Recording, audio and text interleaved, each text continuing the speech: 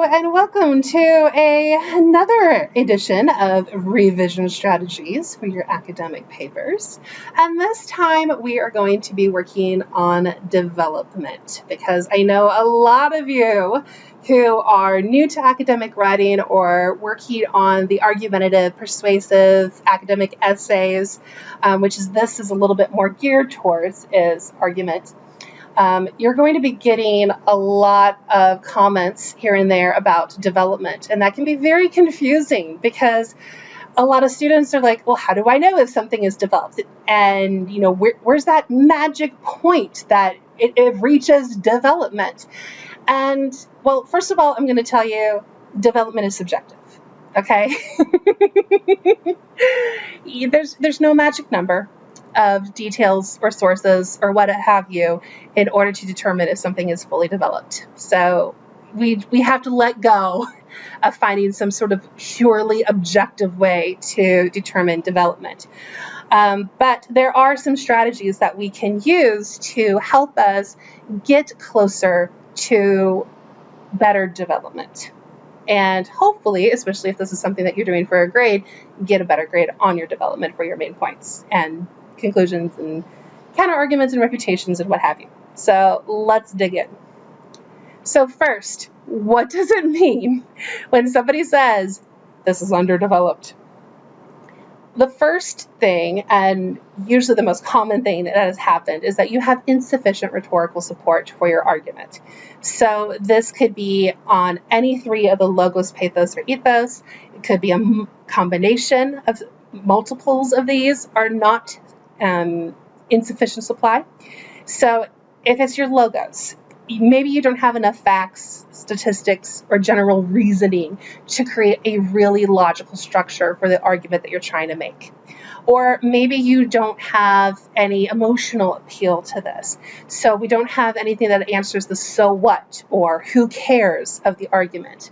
You're lacking that motivational push, basically, that is going to help create momentum in this argument to actually enact change. And then ethos could be lacking. So you might not have enough credibility. So this usually happens because you're not using enough sources or you're not using strong sources and your sources are pretty weak. Another common issue that happens is that you might be stating ideas or your arguments or your refutations. So you got those statements in there, but then you don't actually go through and fully explain them. Sometimes you don't have to go into a huge amount of detail to explain an idea, but a lot of times you do.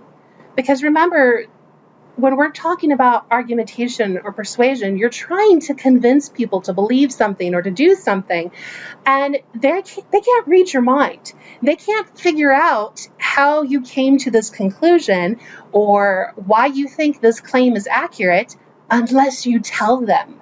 And especially if they don't originally believe the same that you do, you're really going to have to lay it out for them of how you've come to this conclusion because those details are what are going to be convincing that other person. And this is very much tied to that third aspect here, that we're lacking answers to the why and the how. Okay, so if you say something is unethical and it must be stopped, okay, well, we can kind of understand, usually we would agree that unethical things shouldn't continue, but why do you think it's unethical, right? How did you come to that conclusion that it's unethical? What does unethical mean to you? What evidence do you have that this is an ethical problem, all right? Those kinds of details might be missing, right? As well as the how, maybe we are proposing a solution and we say, oh, well, we should just have, for example, universal health care for all Americans. But if you're not explaining how that program is going to set up, what it's going to look like, how it's going to be paid for, how are we going to ensure that we have like the medical facilities to handle everything, make sure that people are actually getting the care that they need, and that we don't have different problems like restriction of care or lottery care. You need to go through all of those details, right? So if these things are going on, That's probably why you're being told you're underdeveloped. So now that we have some idea of what's kind of going on, let's go through really quickly some frequently asked questions that I get as a teacher about development, because this is going to illuminate that big subjective objective problem that we have with development, because there isn't really hard and fast rules for exactly how much you need. Okay, so the questions that I get all the time are, do all of my main points have to have the same number of sources or details for support? Is it about equality? Like, main point number 1 has this many, and so does main point number 2, and so does main point number 3. And if they differ at all, then it's bad. That's not true, okay? The needs of each of your main points are likely to be different. Some main points are going to be much more straightforward. Other main points are going to be much more complicated and nuanced. It just depends on what your main points are and what you're arguing about and who your audience is. You're going to have simpler arguments if your audience is, say, 4th graders than it would if your audience is the UN. All right? So this is going to depend on what your main points are. Do all of your main points need to be a certain number of paragraphs? No, there's not a magical number here.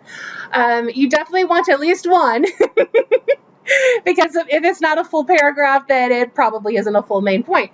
But again, some main points may need just some development because they're pretty clear and straightforward and we can understand them very easily.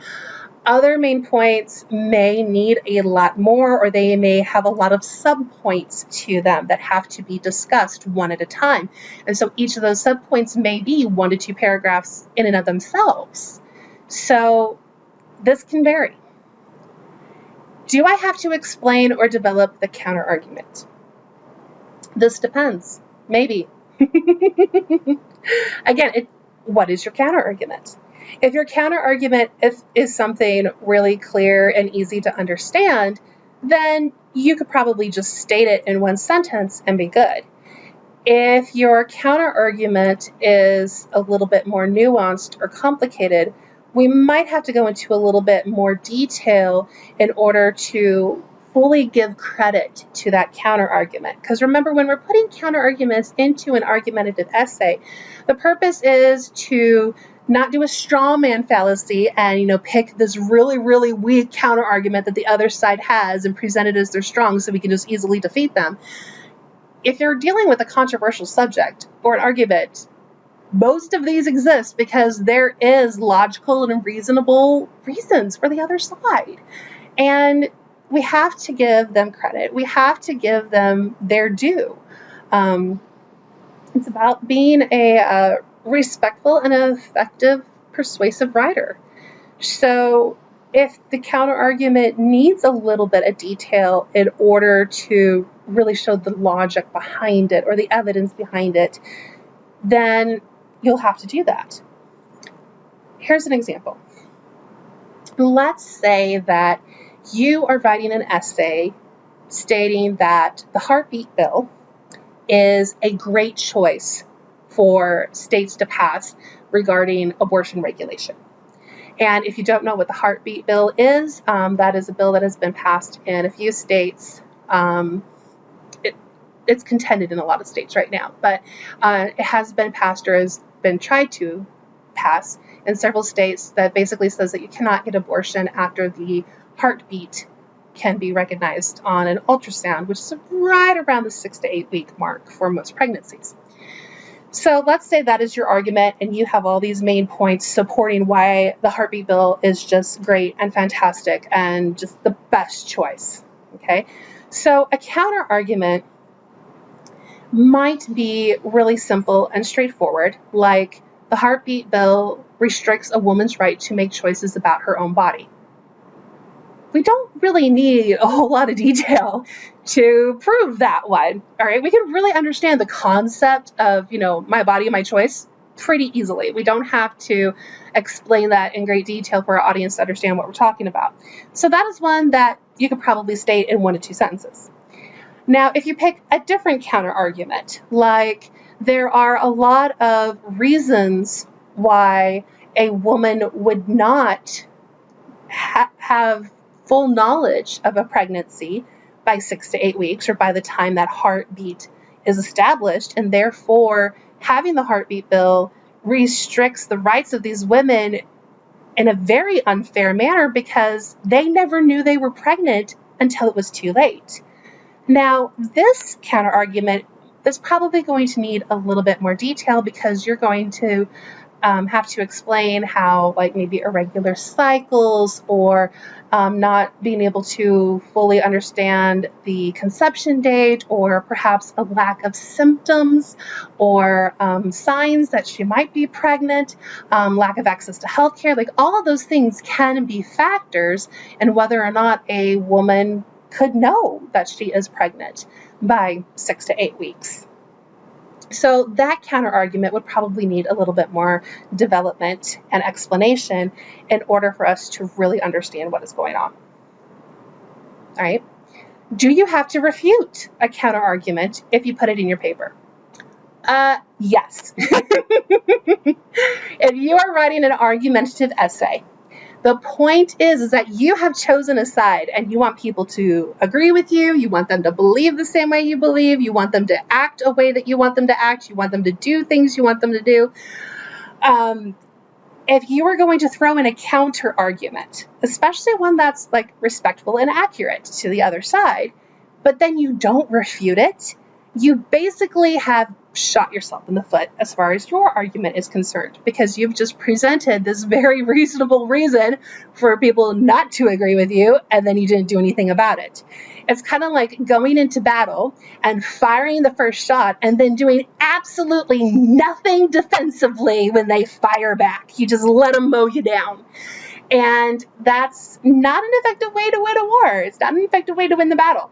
So if you have a counter argument, you have to refute it. Okay? Because again, the point is, this is your side. This is the side that you have chosen to be on, and you need to make sure that you're countering that counter argument. Now, when you get into like argument theory and how do you like make concessions and things like that, you'll see different ways to refute a counter argument. It's not always about them being wrong. So we can get into that into another presentation, though. Do I have to use a lot of details in a refutation like I do for a main point? For the most part, yeah. I typically encourage students to really look at a refutation as another main point, because it is always better to err on the side of having too much defense to a counter argument than not having enough and basically not being able to defend yourself well against that counter argument.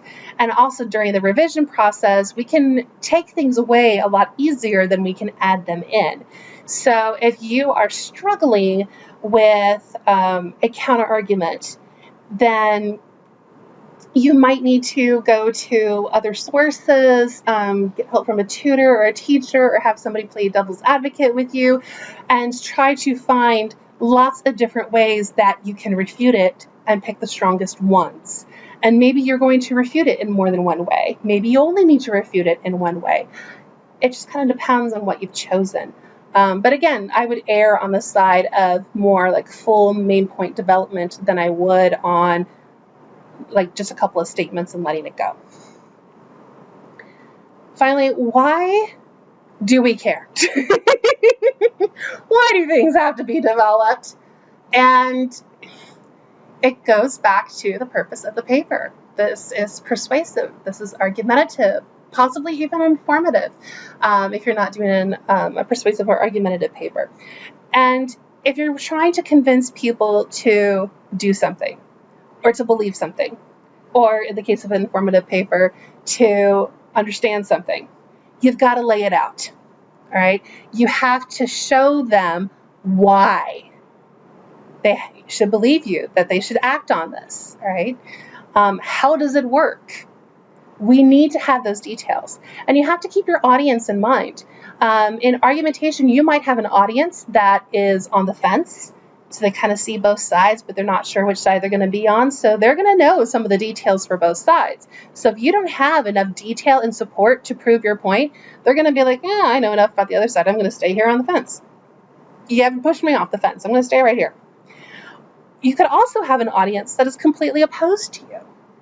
And so they're going to have very strong reasons for believing against you. So if you don't have similarly strong, detailed, supported, developed reasons as to why they should just change sides and come over to your side, then they're not going to do it. Okay? It also shows that you have good critical thinking skills and that you have thought through an issue fully. That is one thing that a lot of teachers are looking for when they are looking at your writing is, can you think about this critically? Can you think about all of the nuances and reasons and all of the evidence that you need to actually support a position? Or are you just thinking about it very superficially? All right. So how do I know if more development is needed for my paper? Well, a lot of times someone's going to tell you. This may be a peer reviewer, it may be a tutor, it may be a friend or a family member who read it for you. Often it will be your instructor or your teacher and says, yeah, this is underdeveloped. It's not convincing.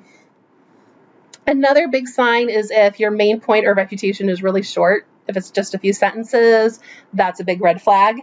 If you have only one detail or source for a main point, that can also be a red flag. It might be that that is all that is required for your paper. And in that case, you might not have to worry about this one. But if your requirement is more, well, then definitely we need more development. Or if you don't necessarily have a source or detail requirement, but you're just not sure if this is enough, again, it's always better to err on that side of having more evidence and having more proof. You can always take it away later. Another common issue is if the main point is supported only by general discussion or personal experience. This is going to have very little pathos, and it's going to be very unbalanced on the side of credibility. If it's very general discussion, this means we're not getting into the specifics of things. We're kind of talking in very vague, general terms, and that's not very persuasive, okay? Specifics help a lot. And then there's the caveat of personal experience. Certain teachers will allow you to use personal experience in your essays. Certain teachers will not. Certain fields will encourage this more than others. Some will outright reject it. The rule of thumb, to an extent, is that your personal experience with a situation is valid, is important, but it's also biased. And most of the time, it is not going to be academically credible. It will be credible as far as your personal experience, but it may not, and usually is not, be credible at an academic level, because that is a very, very different level. We're talking about like peer support and, something with strong evidentiary proof. Personal experience can also be highly biased. So an example for this might be, let's say that you're writing a paper about the best ways to incorporate students on the autism spectrum into a classroom.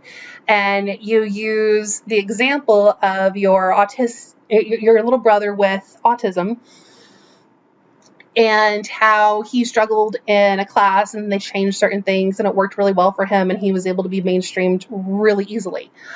That is a very valid experience, but it's not an academic level experience. Yeah, that worked really great for your brother and we're really happy that it did, but that doesn't mean that it's going to work for every other child on the autism spectrum, or even the children that are at sort of the same level or same area of the spectrum that your brother is, okay? Because people are varied And what works for one is not necessarily going to work for the other, even though some of the variables that you're looking for are lining up, because there's other things going on. There's other situations and other variables involved. So I don't want to ever tell somebody that, your life or your personal experience doesn't matter, okay? Because you are worthy, you do matter. However, it may not be at the academic level of proof. And if we're writing in an academic setting, then we need to have academic level proof. If we're not writing in an academic level setting, then we may not have to have academic level proof. And that's where some of this would be more accepted. A single case study is not going to prove a concept, but multiple case studies that line up could. Now, could you use this personal experience possibly in the introduction and conclusion in order to establish some pathos or some motivation, or as an example to really frame the essay? That's definitely possible. Check with your teacher if it's allowed, but most of the time, that is definitely possible. And then also, you may not have answered all of the why and how and so what questions that will likely come up as somebody reads your paper. So if you are saying that, this specific integration method for your brother into the classroom, maybe having an aide for half the day, was really great for him, but then you didn't explain why, because that's what I am a reader am going to ask. Why was half a day better than a full day? Why was half a day needed? Why did he need an aide at all? What were the specific things the aide was doing that made this integration possible and productive? And was the half a day scheduled for certain subjects that might have been more troubling or more complicated to maneuver through? Or, and there's all these different questions that I'm going to be asking as a reader just based off that one statement. And if you haven't fully explained how this aid made the difference, then I'm going to be left with a lot of questions that are going unanswered. And that is not going to convince me. And that is underdeveloped. All right. Playing devil's advocate can often help us find where we have holes and flaws and underdeveloped issues. And so there's a few different ways that we can play devil's advocate.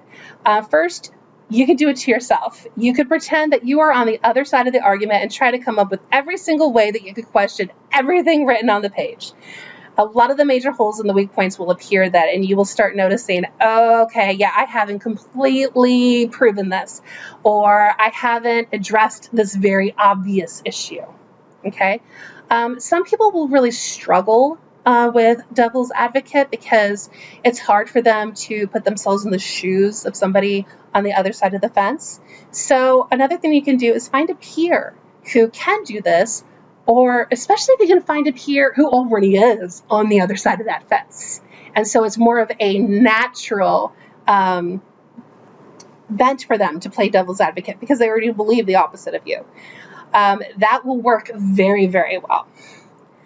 Or you can also read more about the opposition side and how they may be countering your ideas or your claims or your evidence, and then see how they're doing that and use that to help prepare for the questions that are going to be made. So if they are questioning the validity of a certain study that you want to use because of how the study was conducted, that might tell you that you might want to use a different study, or you might want to go ahead and address that issue right off, that, in a counter argument, say that some people don't like this study because the sample size was too small. However, and then defend that study. Maybe having a larger sample size just isn't really possible or reasonable considering the situation of the case study. I don't know. All right. How do we add more? If things are underdeveloped, how do we shove more stuff in there? First of all, find more sources that are supporting your claims. So if your claim is that the heartbeat bill is going to restrict a woman's right to her body. Try to find a whole bunch of sources that talk about that, and not just the heartbeat bill and my body, my choice, but also just look at my body, my choice, and a lot of the different ways that that is defended and proven from that side. And so even if the sources don't specifically talk about the heartbeat bill, you can use that information from looking at the my body and my choice and a woman's autonomy over her own body to find a way to support that claim. You can also find additional statistics and studies. So maybe you only cited one, maybe you need to cite a couple of more that do further studies or do similar studies. Or maybe you're only looking at studies in a certain area, say like studies that have been done in the United States. Well, why don't you look at studies that have been done in Europe and Asia and Africa and Central America? Because there are credible people doing research in those places too. Maybe they will have found some things that also support your points. We can also put in, especially if we're lacking pathos, hypothetical situations that illustrate a concept that you're trying to make, or even better, a case study, something that really happened, and use that as an example. Now, we do want to be careful of the logical fallacy here that of like a hasty generalization. So it happened to one person, therefore it's going to happen to all, or it applied in this one case and therefore it's going to apply to all. We want to be careful of that. But if we can show some powerful examples of how, this legislation really does affect people in a negative manner, or this rule is really not cost efficient for this institution, or whatever it is, having those examples are going to be more effective and really help drive the motivation into your reader to believe you and follow along. Look at each claim that you make. Have you answered the why and how questions? And ask yourself those questions out loud, even if that helps. Go to a peer, tutor, even your instructor, if they will do this, and ask what more would they need to be convinced. Okay? So if this isn't enough, what else do I need to cover? Right? If I could show you X, would that convince you of this main point? And like, oh, okay, yeah, that would. Then find your X and put it in there. You can also try a mini counter-argument and refutation as part of the main point, especially if a main point is going to naturally bring up like an immediate rejection or immediate question. So if we say that, the heartbeat bill is a great bill because it saves human lives and protects the sanctity of life, then one of the first things that's going to come up is, this idea of we don't have a universal definition of when life begins. We don't have a universal definition of exactly when a human becomes human. There's dissension among scientists, and there's a lot of variables and implications to that question, and there isn't one set guideline. So that is an obvious counterargument that's going to come up. So if you're going to make that claim that this is necessary to, preserve human life and protect it, then you might want to go ahead and bring up that counterargument of, and yes, I do understand that there's a lot of contention about exactly when does a fetus become a baby, and some people believe it's this, and some people believe it's this, and some people believe it's that, and how are you going to address that, right? That can often develop your main point more. My only caveat with that is be careful that you don't end up off topic. So for rhetorical balance, if you have found that your main point is lacking in one or more of these three aspects, how can we make sure that they are balanced? With logos, this tends to be the main feature of the argument and tends to take up the most space. When you think of rhetorical balance, don't think of the same number of points or sentences or ideas for each of these. That's not how it works. Logos is going to be usually the majority of a main point. It does require a lot of critical thinking, reasonable claims, avoidance of logical fallacies. So like hasty generalization is one that we just talked about. It helps us see your argument as something concrete, real, and applicable. All right? It makes sense. We can see it. We can understand it. You know, it's something that we can grasp logically.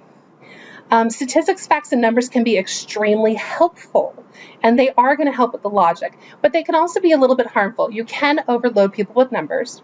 You can also make the mistake of including numbers in a very confusing manner so that people are really struggling to figure out, okay, what do all of these mean? Maybe you're using terms they're not familiar with. Maybe you took numbers out of context, and so now we don't understand what's going on. So be a little bit careful with that one. Pathos, that emotional appeal, like salt, a little goes a very, very long way, okay? If we go way too heavy with the emotion, we tend to destroy a lot of the logic. And we can also end up repelling our reader if we make it too heavy or too burdensome. Some people will just kind of pull away because it's just too emotionally hard to get through it. Now, there are some arguments that are going to need to go to that extent to really convince people to do things. We see this in documentaries a lot, but it's not always effective for an academic essay. Pathos is going to help with motivation, to get us to do something, to help the essay not be so boring and all about the facts and the numbers. It makes it real and something powerful, something that we want to do something about. It also cannot stand on its own. It's an automatic logical fallacy if all you have is pathos to support it. Okay? Ethos, your credibility, you cannot stand alone. All right? You are entering into an argument. You have to have people to back you up, but you also want to pick your team wisely. And this is where credible sources come in, trying to find the most unbiased, credible sources that you can. And so if you are going to be picking a source to support you, there's going to be some organizations that are obviously highly biased. The NRA, the PETA, okay?